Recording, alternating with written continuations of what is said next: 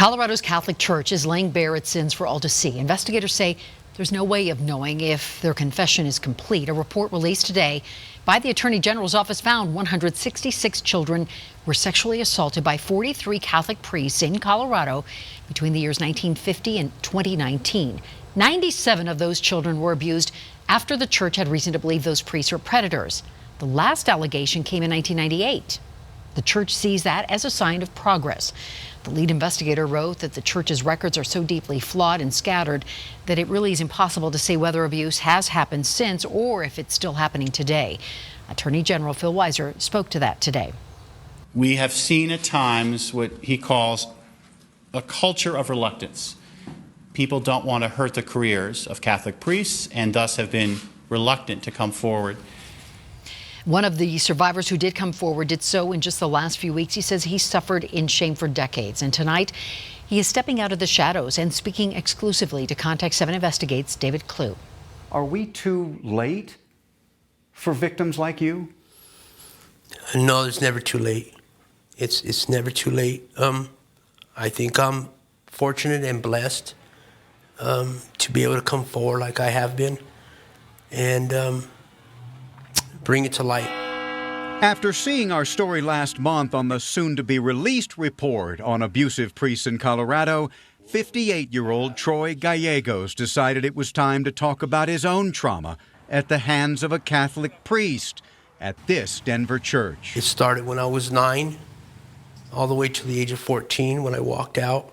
The Attorney General spoke of a culture of reluctance among the victims of priest abuse.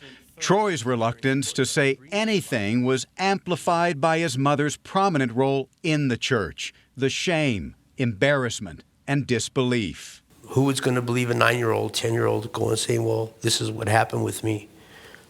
Nobody would. And down the hole he went for the next 45 years. I just didn't believe in myself no more. I thought I was going to fail, not acknowledged, not accepted. Everything that is not of life, I embedded inside myself, and it took root in my life. Including drug addiction. Yes, at a very, very young age, because it masked me, it comforted me. Troy is now finding light in that darkness, someone who just might listen in the Attorney General. Finding answers no longer a priority, he says. Finding validation is. I might not have ever asked Monsignor why he did this to me. All I got to know is that I said it, I put light on it, and I'm able to talk about it and find healing in it. Troy tells me he has regained his faith, not in the church, but in God. Two things he says are completely separate. But he says he still needs to recover so much more that was lost. Maybe now I can have a family. Maybe I could be able to love again. You know, I don't even know what it's like to love, but I'm learning how. Once again, Troy has shared his story with the Attorney General's office, and once he receives his instructions from the state, will apply for compensation from the Catholic Church. But he tells me the single greatest reward would be to see his story convince others to tell theirs. I'm David Clue, Denver 7.